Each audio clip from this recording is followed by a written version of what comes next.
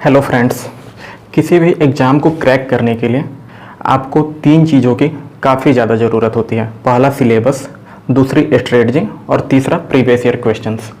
तो आज हम लोग स्ट्रेटजी पर ही डिस्कस करेंगे और उसमें भी स्पेशली बिहार दरोगा या फिर जिसको कि हम लोग सब इंस्पेक्टर या एसआई के नाम से जानते हैं, तो इसकी स्ट्रेटजी पर हम लोग डिस्कस करेंगे कि कैसे इस एग्ज़ाम को काफ़ी ईजिली क्रैक किया जा सकता है।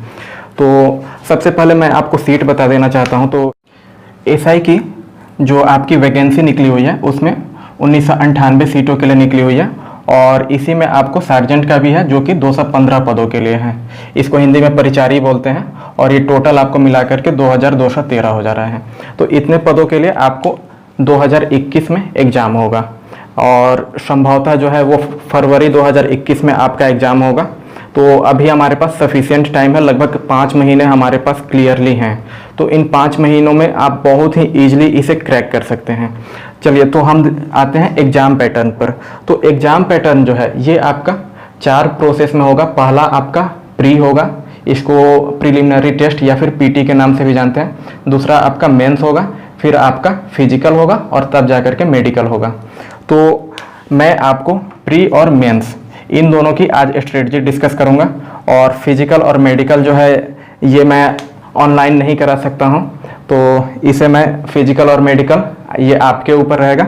और प्री और मेंस जो है इसको क्वालिफाई कराने की जिम्मेदारी मेरी है। अगर जैसा मैं आपको कहता हूं वैसा अगर आप फॉलो करते चलिए तो प्री और मेंस बहुत ही ईजिली क्वालिफाई होगा।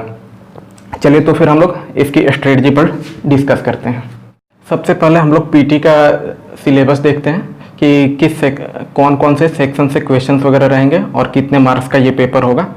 और पीटी को आप लोग हिंदी में प्रारंभिक परीक्षा भी बोलते हैं। तो इसमें आपको एक पेपर होने वाला है, प्रारंभिक परीक्षा एक पेपर होगा जिसमें कि आपको 100 क्वेश्चंस मिलेंगे।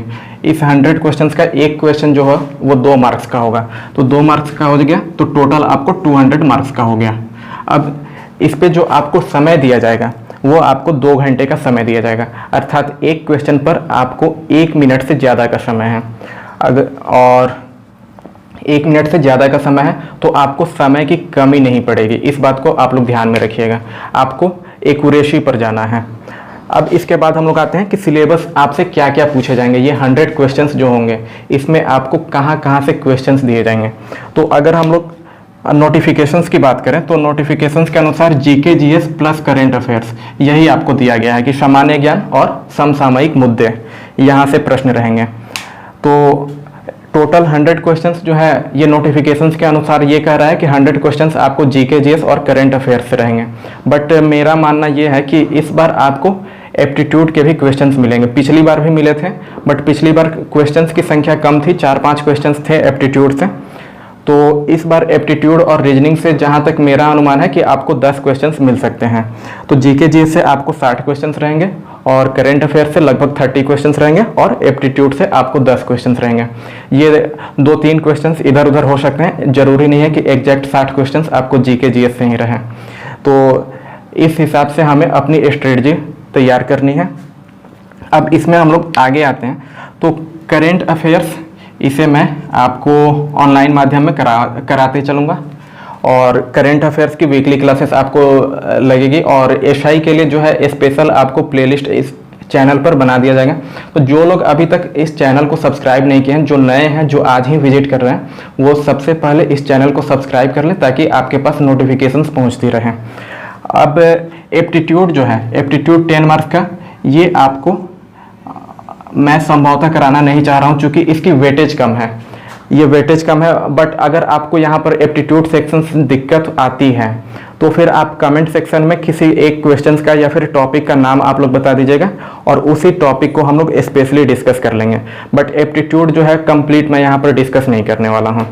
मैं यहाँ पर आपको करेंट अफेयर्स कराऊंगा और जीके जीएस जो है जिस टाइप से क्वेश्चंस पूछे जा रहे हैं उस टाइप से मैं जीके जीएस आपको कंप्लीट कराते रहूँगा।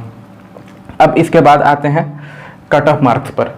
तो अभी तक जो एग्जाम्स हुए हैं उसमें प्रिलिमिनरी के लिए जो कट ऑफ मार्क्स हैं वो आपका लगभग 51 क्वेश्चन से लेकर के और 56 क्वेश्चन तक। तो इसे आप लोग ध्यान में रखिएगा कि 51 से 56 क्वेश्चंस अगर आप सही बना रहे हैं तो आप क्वालिफाई कर रहे हैं। ध्यान रखिएगा, मैं क्वेश्चंस बोल रहा हूँ। अगर आप इसका मार्क्स देखिएगा तो ये 102 से लेकर के लगभग 112 तक जाएगा। तो ये कट ऑफ जो है ये जनरल के लिए मैं बता रहा हूँ।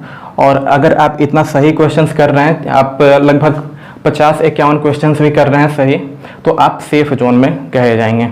तो आपको जो है इतने क्वेश्चंस लगभग सही करके ही आने हैं, और ये ज़्यादा नहीं है, लगभग 50% से थोड़ा सा ज़्यादा है।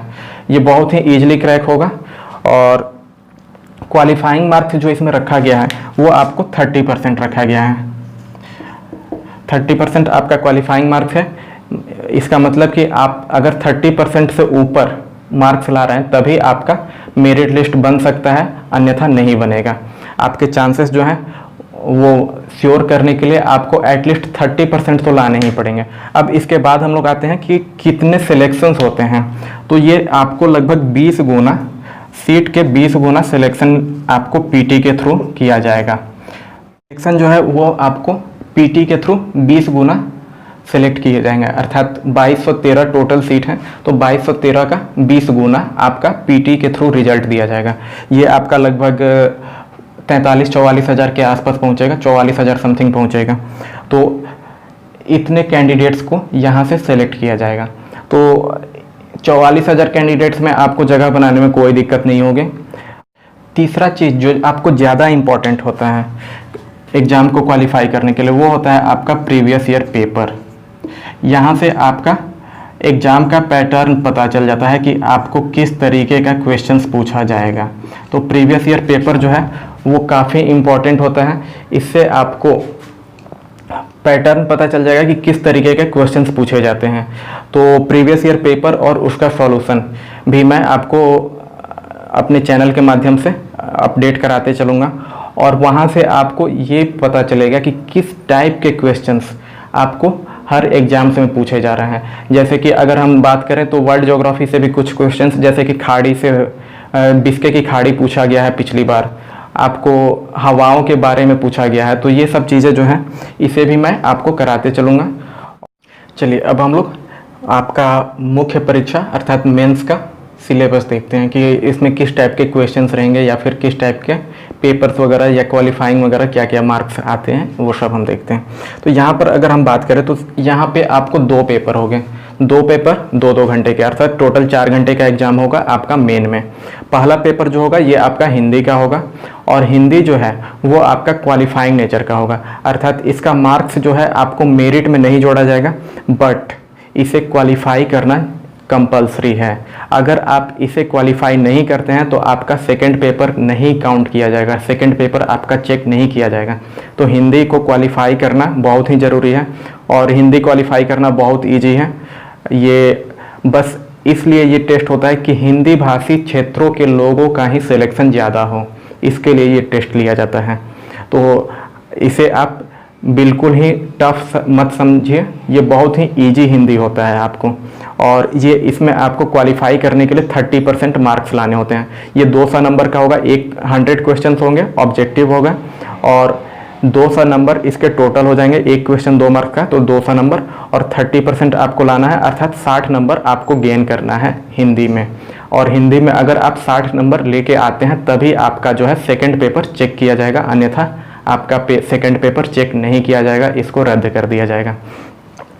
तो ये तो रही पेपर 1 की बात। अब हम आते हैं पेपर 2 पर। तो पेपर 2 में जो है वो आपका स्पेशली यहाँ भी अगर देखें तो 4 सेक्शंस पूछे जा रहे हैं। इसमें सबसे बड़ी बात ये है कि यहाँ पर आपको करेंट अफेयर्स नहीं पूछे जाएंगे।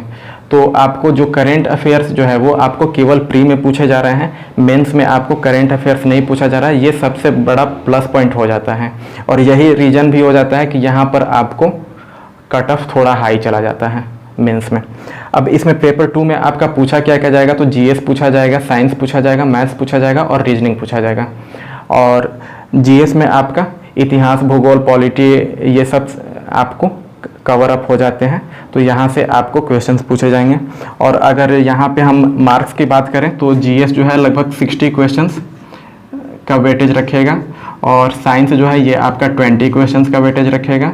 मैथ्स पे आप 10 क्वेश्चन दे सकते हैं, और रीजनिंग पर भी 10 क्वेश्चंस।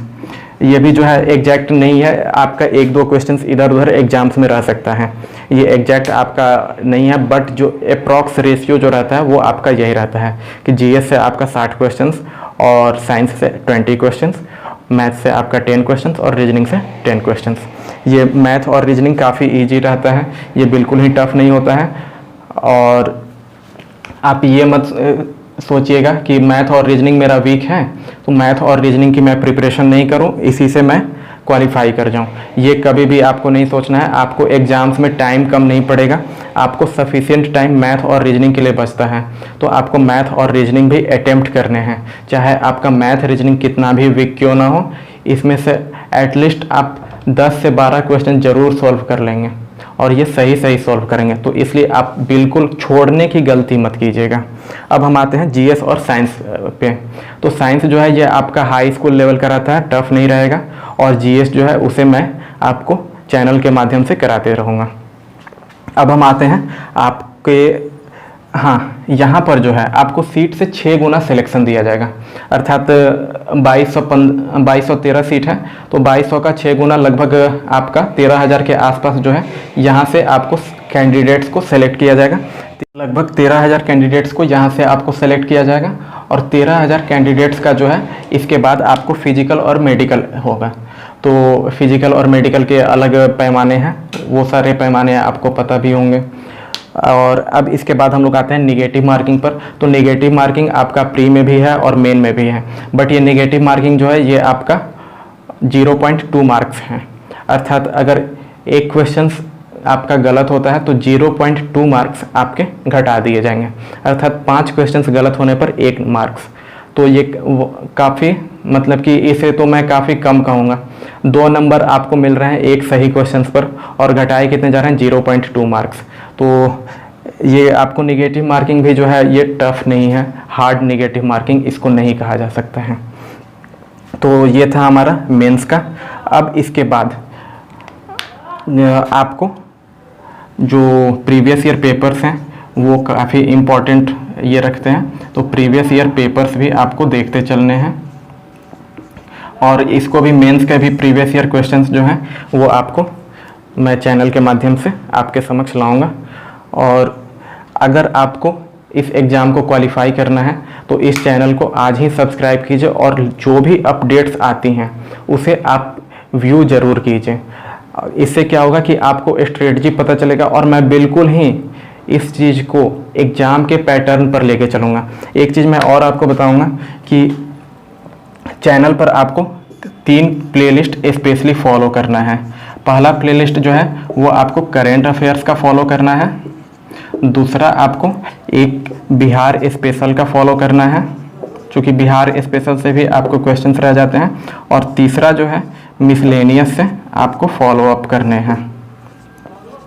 तो ये 3 प्लेलिस्ट तो आप एकदम कंपलसरी फॉलो कीजिए।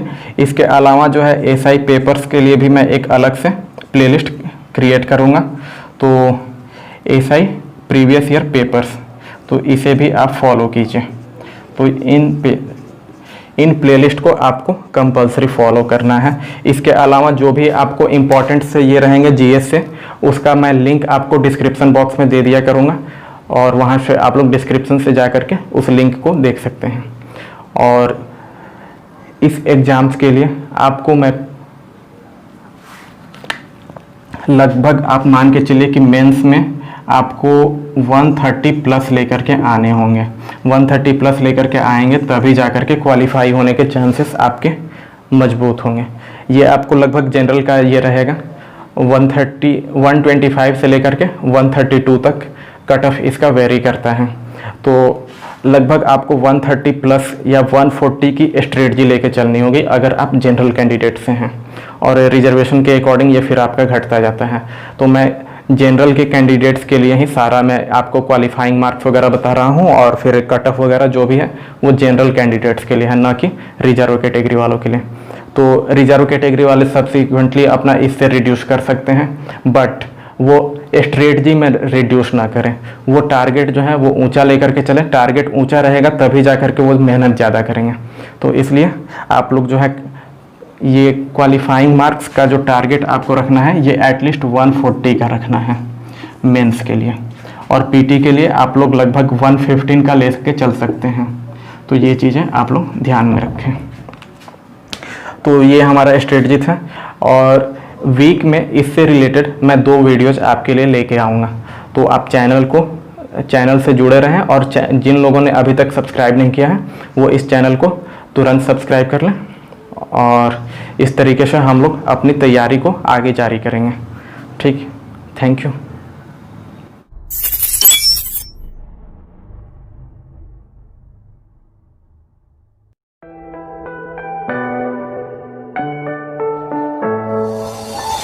I'm falling, tell me why I'm falling.